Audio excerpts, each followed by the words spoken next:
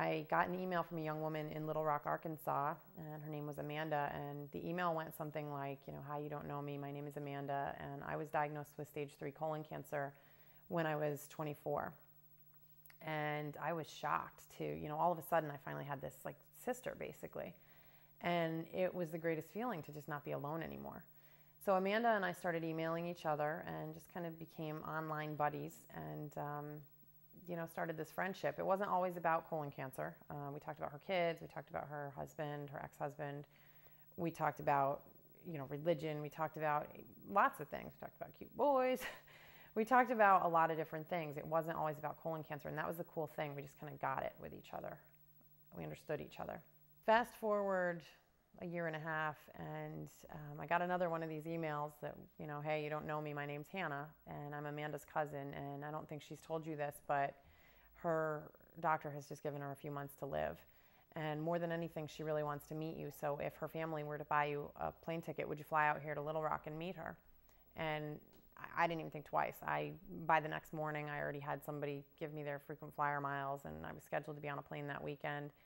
And I flew out to visit Amanda, and I got to meet her, and it was so awesome. I remember saying to her at one point, she was kind of telling me, she said, I'm so jealous that you're raising awareness. I wish that I could do those things with you. And I promised her right there that I would continue to do it for both of us.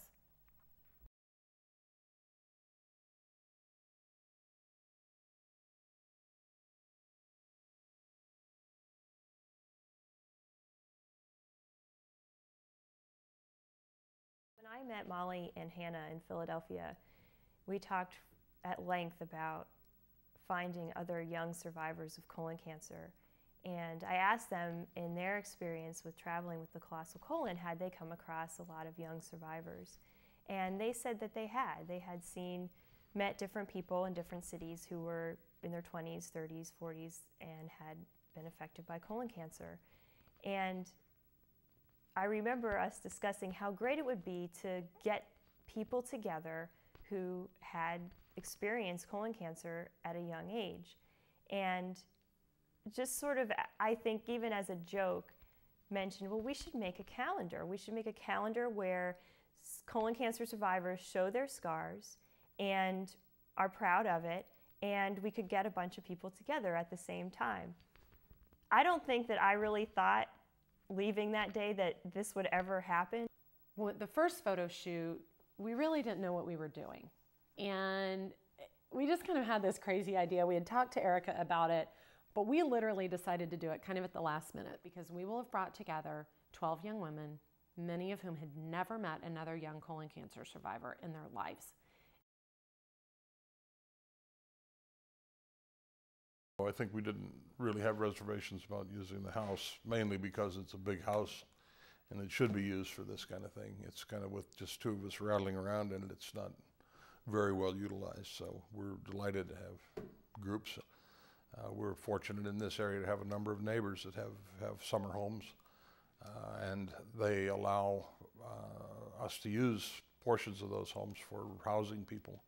So there are probably 7 or so different neighbors up and down the road who open up their homes, and they, even if they're not there, they just, here's the key and go ahead and use these rooms. Everything is all set. And so far that's worked very well. We've had no difficulties with any of that, and I think it makes neighbors feel good to be a part of this thing. And I remember the first photo shoot, it was in 2004, and all these beautiful young women arrived at our house, and I happened to be out on the porch, and someone mentioned that it was the first time she'd ever met another young colon cancer patient, survivor. And it just, when you looked around, there were 12 young women who had surgery for and treatment for colon cancer. It just really hit me. Initial feeling about the calendar was, are you crazy? That's 12 people to do in 3 days. You want to take photo shoots all over Lake George, and you want us to drive there in my car and do hair? Was not what I expected. I was thinking, okay, one big set, everybody all together, shoot through a couple candid shots, and we were done. Which then transferred into a closed set in the McMaster's garage, which works wonderful. It's much easier. We have our own space. It's quiet. You're not worrying about 1,000 people in the room with you. It is definitely still crazy. You're rushing around from 6 o'clock in the morning till 4 o'clock in the afternoon, moving a hair here, moving a hair there, pinning a hair up here, hearing Mark scream from the garage, "I need hairspray. Where's the bobby pin?" I still think that this is an unbelievable undertaking. We went from 12 models to 24, back to 12. It's one of those things where I don't know how we do it. And when Sunday comes and everybody's finished, it's kind of like, wow, another year. We actually did it. Everybody looked beautiful. The shoots went great. And then you get the finished product and it's like, wow, we're really good at what we do. The Colondar has changed a lot since the first year. And you know, it's been a slow progression in some ways and a very deliberate one. The first year, we definitely, Molly and I like to say this, don't know if you can say this on video, but we do. It was a little more hoochie. You know, we showed a lot more skin. It was a little sexier, kind of racy. It was all women. And that was, again, very deliberate choice on our part. We wanted to raise eyebrows and drop chins and drop jaws so that people would pay attention. Every year we try to make changes to the stories, to the models, to who we're showing, what we're showing, how we're showing it. Troy, our graphic design guy, is like phenomenal with his design ideas. So he always has something different going on. He's always like, hey girls, we're gonna try this. So we have deliberately changed it over the years, and it's become a more artsy look. Different things between having one year that we did all couples, one year that we did some singles and some photographs with two people. We've done a year where we did like themes in every photograph.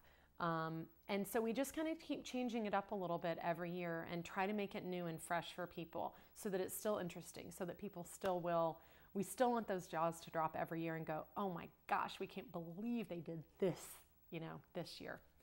You know, when people come to something like this, I know it's a, 3-4 day thing, but I think it's not how good the hair and makeup are. It's the whole experience, and that's a huge part of it, and how we make them feel. I mean, all day long, we would tell the models, you're getting the J-Lo treatment, you know, and we'd do hair and makeup together. And then they'd look at themselves, and they were really happy and really pleased.